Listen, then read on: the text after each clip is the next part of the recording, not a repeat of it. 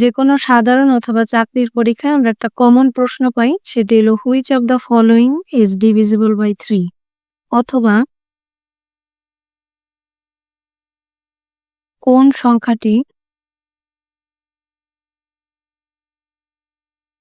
3 অথবা 5 অথবা 7 দ্বারা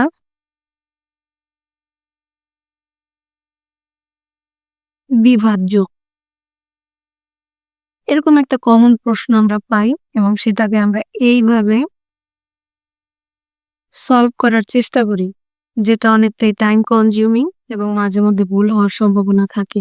সো এটাকে আমরা সহজেই একটা পদ্ধতিতে সলভ করতে পারি। সেটি হচ্ছে, প্রথমে আমরা এই সংখ্যাগুলোকে যোগ করে দিব, তারপরে ডিভিজিবল করব।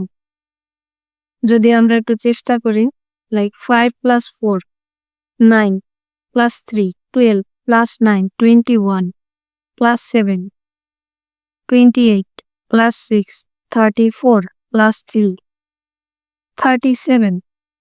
37 কি 3 দ্বারা ভাগ যায়? নো।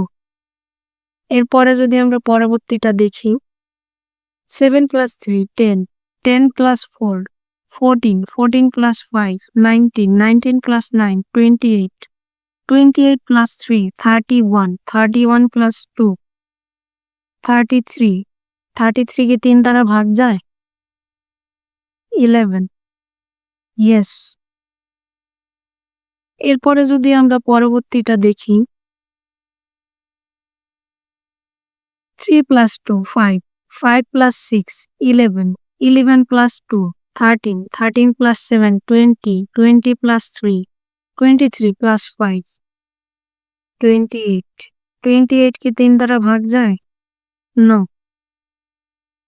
এরপরে যদি আমরা লাস্ট অপশনটা দেখি, 3 + 6 9 + 4 13 + 2 15 15 + 5 20 20 + 8 28 + 9 37 37 কি 3 দ্বারা ভাগ যায়?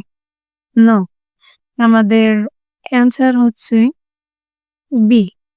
আমরা মূলত এভাবেই এই সব বড় ম্যাথমেটিক ক্যালকুলেশন গুলা সলভ করে থাকি।